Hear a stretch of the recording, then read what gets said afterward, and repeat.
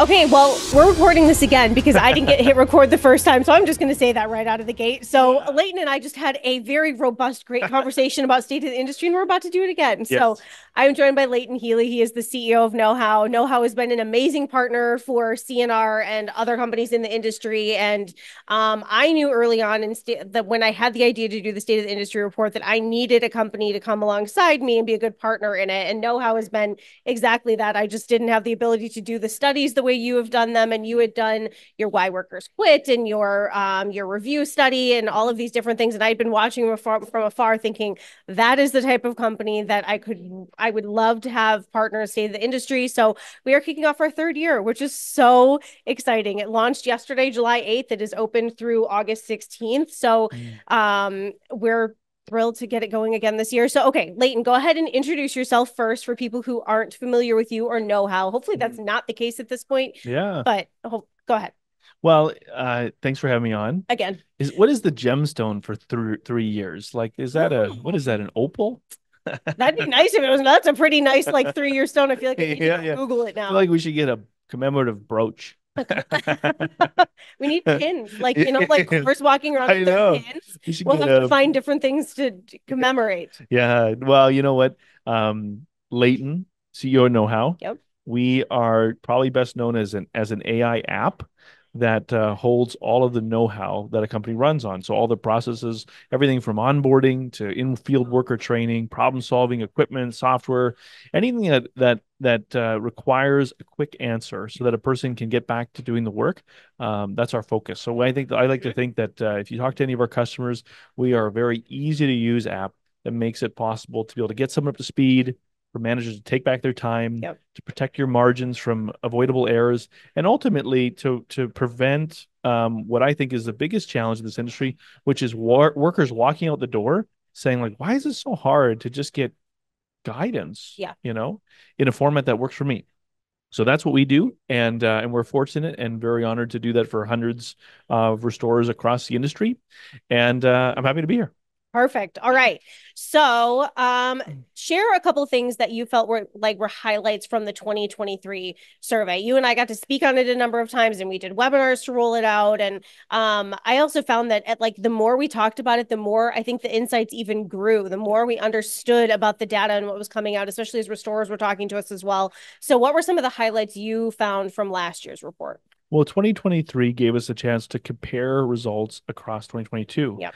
And we went into 22 with some hypotheses. It's kind of we had a gut instinct about what was going to be I think top of mind for restorers, and in many ways we were wrong, and in some we were right. But 23 allowed us to kind of put it to the test. Mm-hmm. So let's look at a few of them. One, for example, was really the role and what I think is the trajectory of the TPA function of many people's revenue.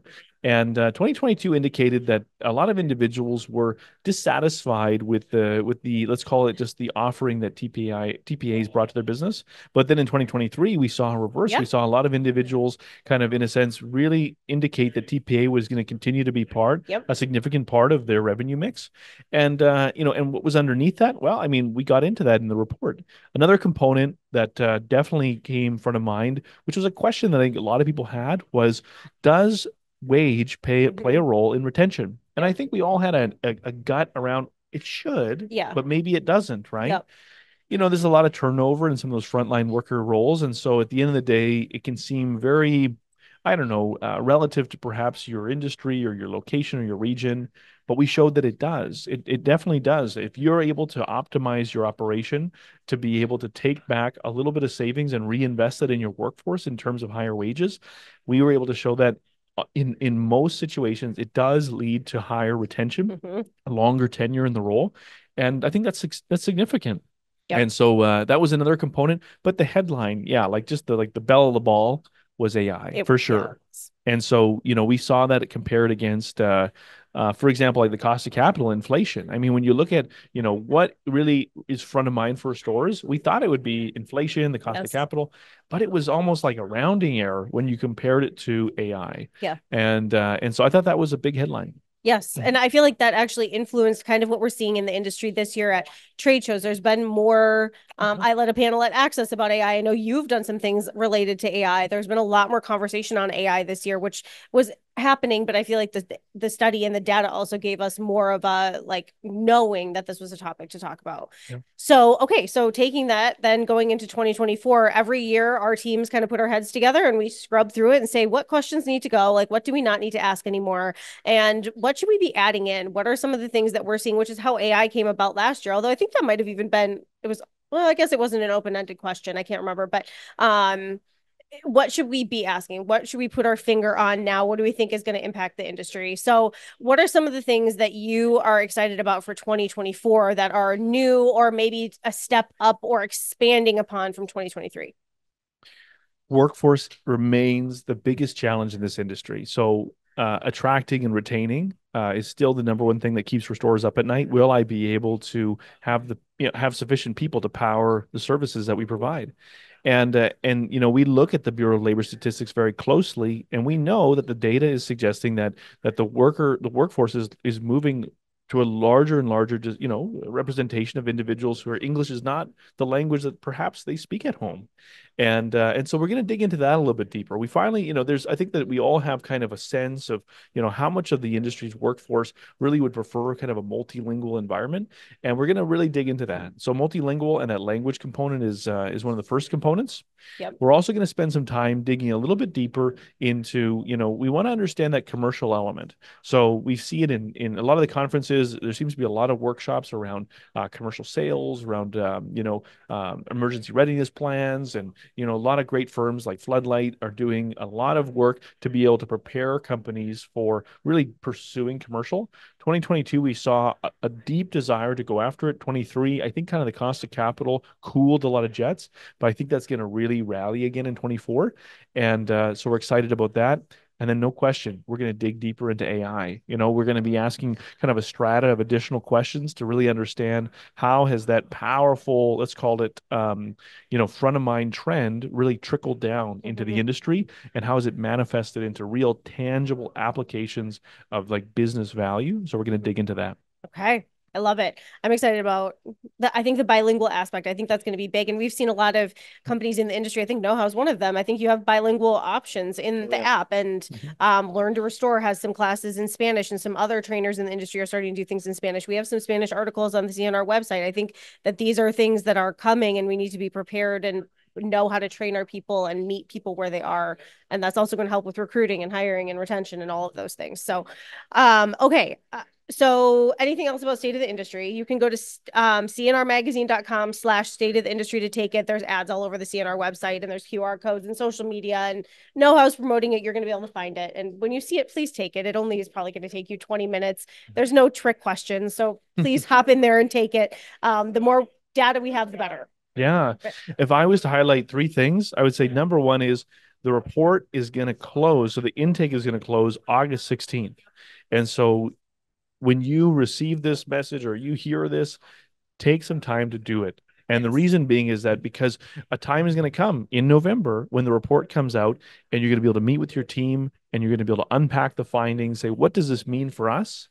We write the report in a very tangible, very tactical way to drive conversations within management teams.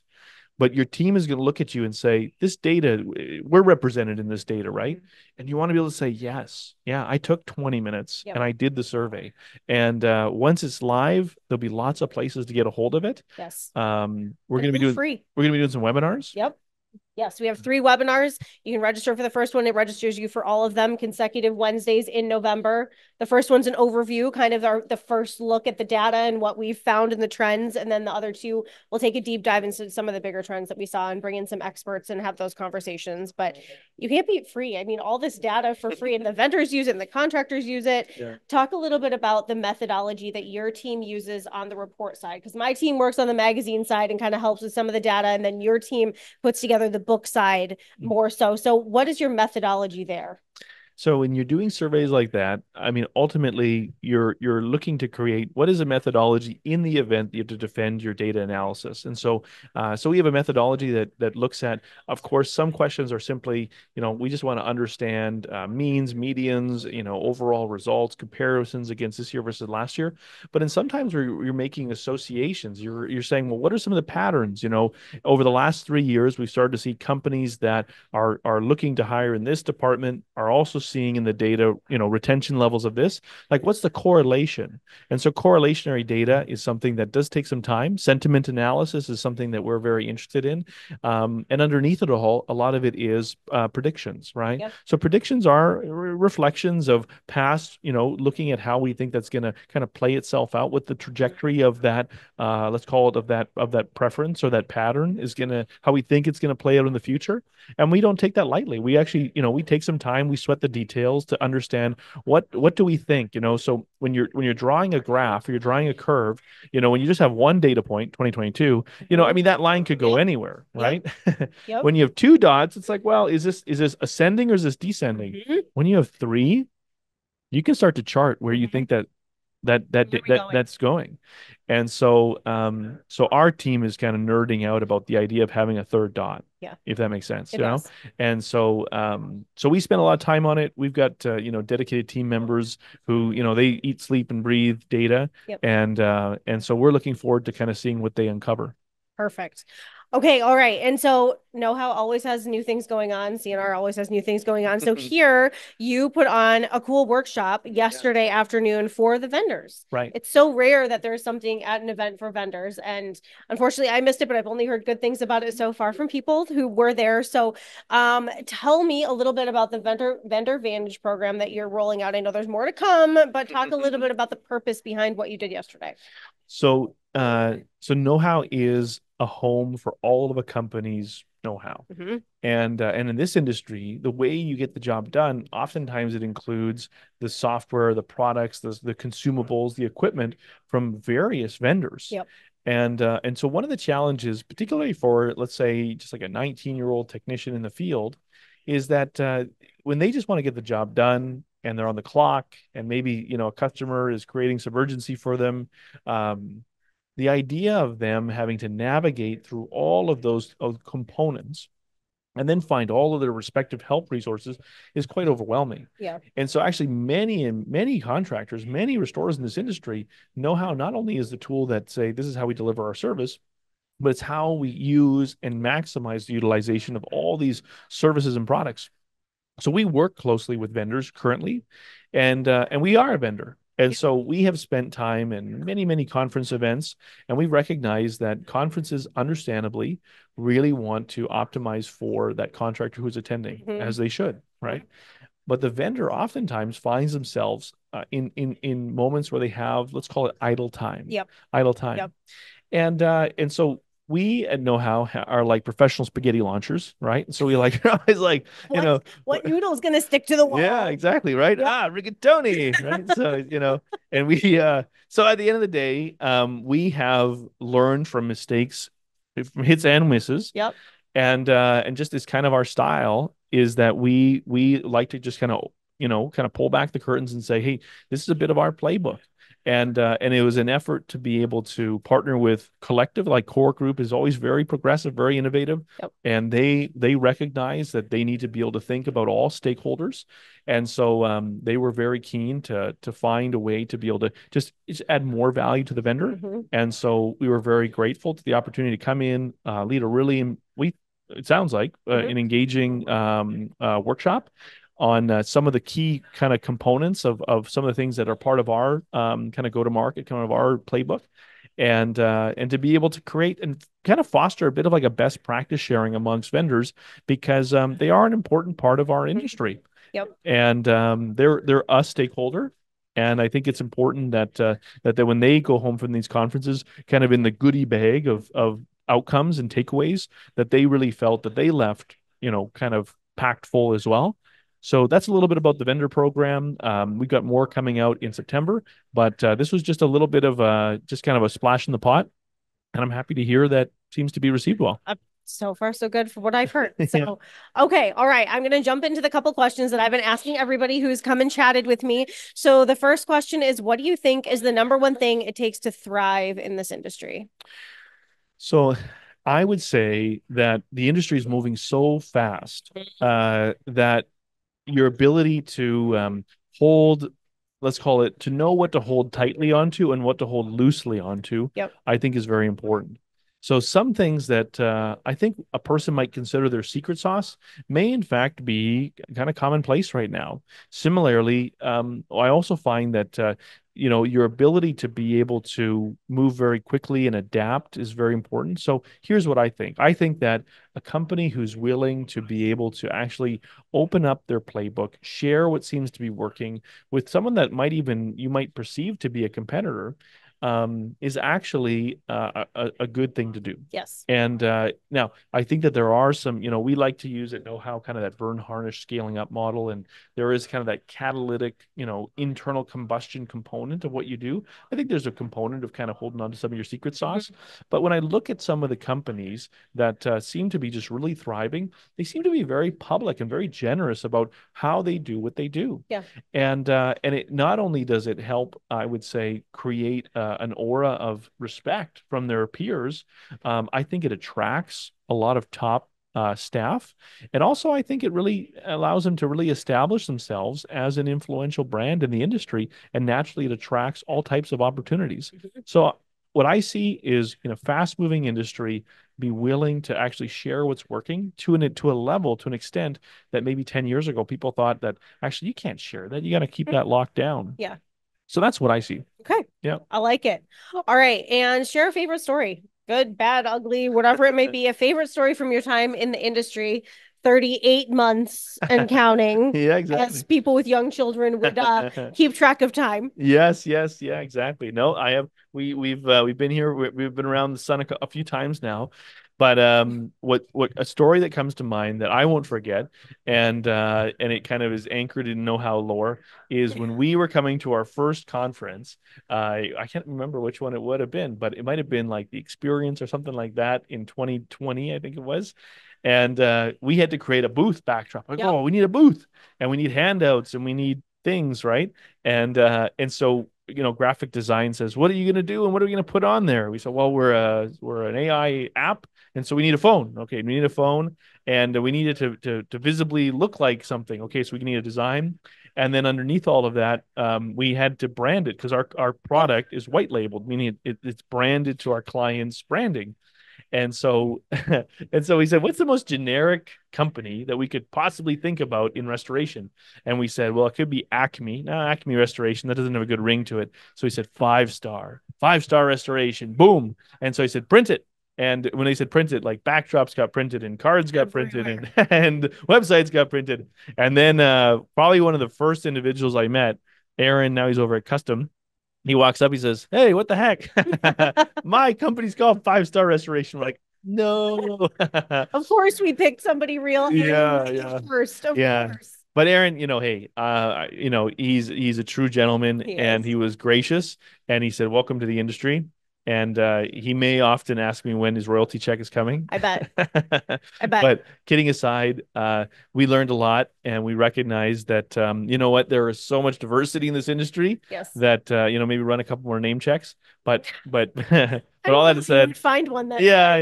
It was good. But I'll tell you, Aaron knows SEO, and he also understands how to be kind of a gracious person, making you feel at home. So that was kind of a funny story. Yeah, he's a great guy. That's a good person for that to have happened with. That was good. So yeah. All right, Leighton, thank you so much for joining me. Thank you for the partnership with Knowhow as always. Anything you want to add before we wrap it? The only thing I would say is take time in November. Like, the report's going to come out the first part of November. So set aside a Friday afternoon or a Thursday, whatever, where you and your management team are going to circle the wagon. You can set your watch by it. The report's coming out. It's going to be a great resource. And so set aside some time in November before December gets going and everybody gets super busy again. Set some time in November for kind of a bit of a breakout session or a lunch and learn. Have your managers read the report before they come to it, and then get into it. What does this data mean for us? And have it inform the decisions that you make for 2025. That'd be my advice. Perfect. All right, Leighton, thank you so much. It's always a pleasure. And I'm sure I will be seeing you at another conference here shortly. Yeah, thank you. For more Restoration Today and the latest news, visit our website, cnrmagazine.com, and find the latest episodes of the Restoration Today podcast on your favorite podcasting platform.